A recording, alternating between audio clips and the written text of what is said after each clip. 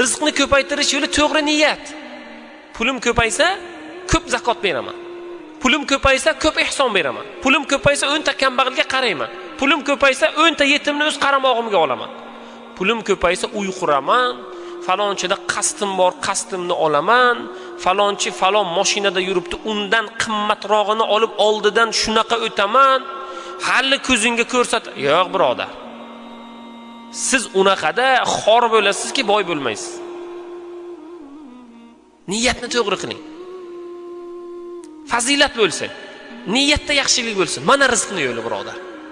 Ko'p ishlash kerak emas. Duo qiling. Sabab qiling, rizqingizga sabab yarating. Ishlang, mehnat qiling, halol bo'ling, to'g'ri so'z bo'ling.